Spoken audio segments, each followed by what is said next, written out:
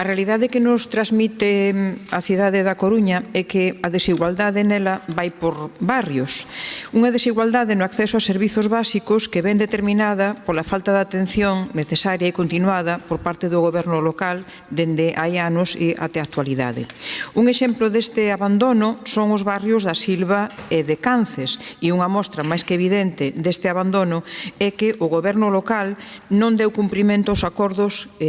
tomados por unanimidade no pleno celebrado en xaneiro de 2021 en que se expoñían unha serie de accións, 10 accións concretamente encamiñadas a manter a vitalidade, a habitabilidade e a igualdade nestes núcleos urbanos da Silva e de Cances. É por iso que, dende o Grupo Municipal do BNG, 4 anos despois de ter tomado estes acordos que beneficiarían a vida das veciñas e veciños dos barrios da Silva e de Cances, volvemos traer a este pleno esta moción onde instamos ao goberno local a que cumpra no actual mandato todos os acordos pendentes de executar recollidos na moción impulsada polo BNG e aprobada, insistimos, no pleno de xaneiro de 2021 que recollía as seguintes demandas. En primeiro lugar, executar todas as accións aprobadas nos orzamentos participativos dos anos 2017, 2018 e 2019. En segundo lugar, dotar a entrada da Silva dunha maior seguridade para os peóns coas seguintes medidas: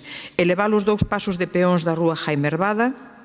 instalar semáforos para rebaixar a velocidade dos vehículos, construir unha pequena beirarrúa entre a saída da Silva e a de Penamoa, onde debería haber, ademais, un paso de peóns para acceder á parada da liña 7, arranxar o pavimento e sinalización das vías do barrio.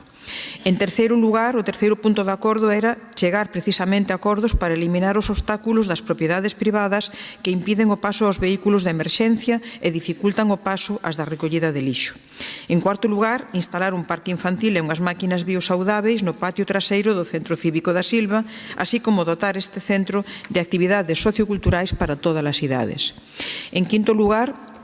chegar a acordos cos propietarios privados para garantir a dotación de fibra de internet no barrio. En sexto lugar, instalar a rede pública de saneamento co fin de que poida chegar ás vivendas do barrio que aínda a día de hoxe carecen dela. En sétimo lugar, chegar a acordos cos propietarios dos terreos que permanecen sen urbanizar na zona da Fonte Nova, en Cances, e que a día de hoxe en día son punto de tráfico e consumo de drogas, co fin de que se instale alumeado e se poida pasar a fibra para garantir que todas as persoas do barrio poidan ter internet.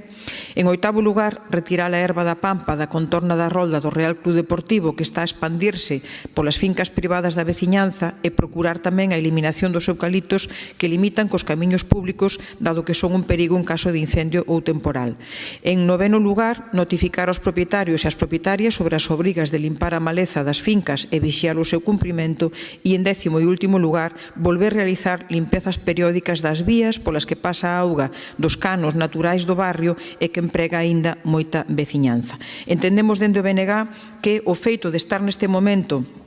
a facer un parque infantil no centro cívico que antes fixemos referencia, ou ben anunciar a través dos medios de comunicación a adxudicación da mellora do firme en 2 rúas do núcleo da Silva, non xustifica o abandono reiterado dende o goberno local deste barrio e por iso nos obriga a reiterar esta moción. Moitas grazas.